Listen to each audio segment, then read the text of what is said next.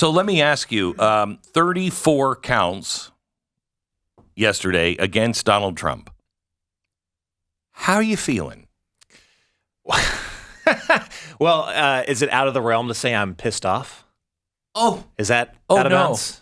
No. Okay. I couldn't even, I saw it, and there was a good portion of last night. I honestly thought about calling in sick because I thought I'm going to be so angry. Can I tell you? So we were taping the News and Why with Sarah Gonzalez yesterday. We had to completely just stop because we heard out of the blue that the verdict was coming down. And immediately, because everyone was predicting that the best case scenario was a hung jury. That was the best case scenario. After the crazy instructions and rules that the judge had set, we're like, okay, the best case scenario is hung jury. He's not going to get acquitted. But when it came that fast, instantly, I knew. The only possible outcome was he was getting convicted. And I couldn't even explain 34 felony counts over something that shouldn't even, as in the history of law in New York, has never been tried like this, has never been handled like this. Completely unprecedented. The only thing that made sense was like the John Grisham, novel Runaway Jury. That's the first thing that popped into my head. Well, you had two attorneys on the jury. Yeah, you had two attorneys, and that they were sitting there and they were advising, and they were the ones going, no, really, honestly, this is the way it works. Yeah. And I think they made a big, big impact. This is, to me, this is the O.J. Simpson jury. O.J. Simpson jury didn't matter what the facts were. They wanted him freed. This jury, no matter what the facts were, they wanted him in jail. This outcome was predetermined. They went through all of the steps to get to where we were yesterday afternoon. They raided Mar-a-Lago. They went through and tried him and put him on court. You knew that even if they didn't get it this time, would that stop them? No. They would keep going until they got this, because the end goal was to be able to say Donald Trump, convicted felon. Sentencing at July 11th. Yeah. The Republican National Convention, July 15th. Yeah. That is not an accident. I will tell you that I think that it also will be used as the excuse for Joe Biden not debating him. I don't debate a felon.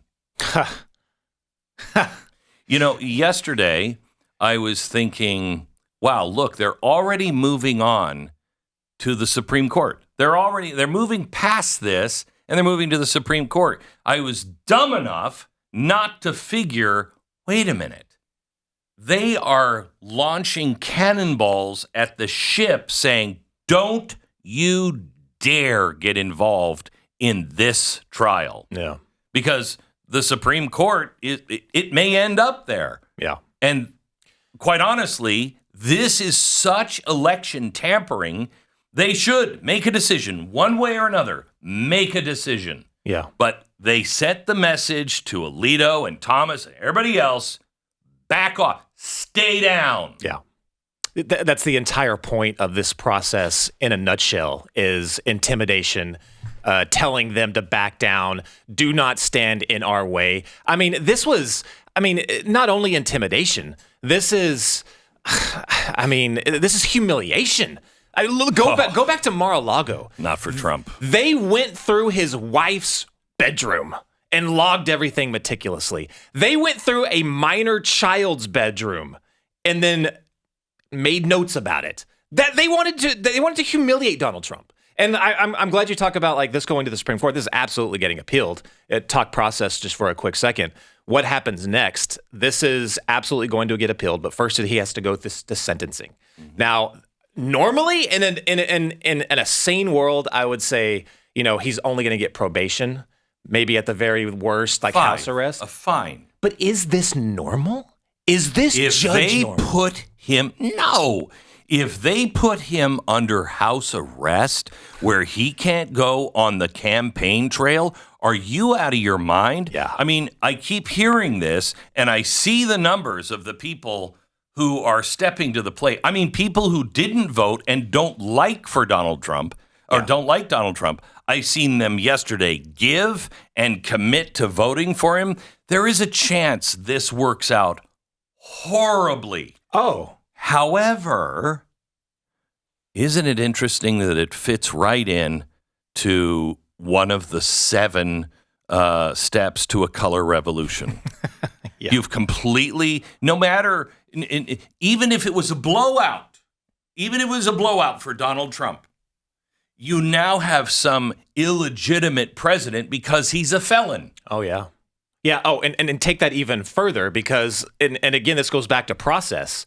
If they just hand him down, let's say a probation, sentence, then that's a state level case. So Trump cannot pardon himself in a state level case. But the judge can change that to a more serious sentence after other crimes have been committed. So he still has to go through how many other trials? There's the classified docs trial. There's the election tampering charge, all that. Those are going to come down after the election. Oh, yeah. So they can tack on more and more. I mean, they could probably say after that, if he just gets probation, well, after these other crimes, now he can go to jail. You see Megyn Kelly yesterday? Yeah. What'd you think of what she said? She wants to have the retribution, is what she's saying. And that is what a lot of people are feeling. Yeah. What, as Republicans out there today, if you can hear us, what are you going to do leading up to the elections to make sure that they are free and fair? We see what's happening. We see what they're doing to Donald Trump. So at the state level, which is all you can control right now, what are you going to be able to do to ensure that you can give voters some peace of mind that it's going to be legitimate going into it? That has to happen. Everybody has to be out watching and recording and everything else. However, what she's talking about is when you do get power, take them out. Legally, take them out. And I'm all for that. I mean, I've been for that since Nixon. I remember my father saying to me, that he hadn't done anything that all the presidents do, and he just got caught. And I remember feeling as a kid, that doesn't seem right. Why wouldn't we put a criminal in jail? But a real criminal in jail. Think of this: this guy is the most investigated man in all of human history. That is not hyperbole.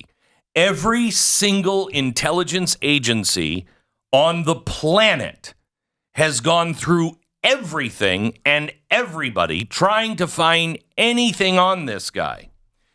And this is all they could come up with? I mean, I'm shocked. Quite honestly, I'm shocked. I've told him this to his face. I think you might be the cleanest guy ever to be in the White House. I mean, how this is all they have on you? That's remarkable. So they take all of this and they can't get anything. And so they have to make things up. And and honestly, if these polls continue to be like they are, I think they'll kill him. I really believe these people. No. Let me just ask this. You remember when they said, Sarah Palin said the word targeting? Mm-hmm. These people 24/7 for 7 years have said this guy is Hitler. Hitler. What? You don't think that there's somebody within the sound of your voice, you leftist, you people who broadcast with differing opinions than mine, you really haven't thought, or have you? Or have you? And you're fine without outcome. I think there's been a gentleman's handshake for certain peoples in power, especially within the government, of going back to Nixon, but probably even before that, where yes, there is a law of the land, but we're not really going to enforce it on certain people. You know what? I've always felt that too. After that, I thought, it's just a gentleman's club. They're all in. Mike Lee said, this was when Hillary Clinton, erased her servers. Okay. And I said, that woman has got to go to jail. Mike, everyone would go to jail on that. I mean, prison, hardcore prison for that. And he said, we don't put our political enemies. And I said, it's not just that she's a political enemy. She's broken the law like 6 ways to Sunday and put our nation in peril because of top secret information on her freaking server. He said, Glenn, once you open that door, it never closes and you become a banana republic. And here we are today. And what did Megyn Kelly say? Get 'em. Yeah. And you know what I feel inside? Get 'em. Go after Hillary Clinton with everything because honestly, she's right about one thing. It will never stop unless their hands are burned by the same fire. Mm-hmm. Really? You think you can get away with this? Let's take a look at the Clinton Foundation and just Somalia. Let's take a look at your Gazprom leases, Hillary. Let's reopen a few things. Oh, the statute of limitations? Well, we'll find a way around that. They did for Trump in New York. They did for Trump.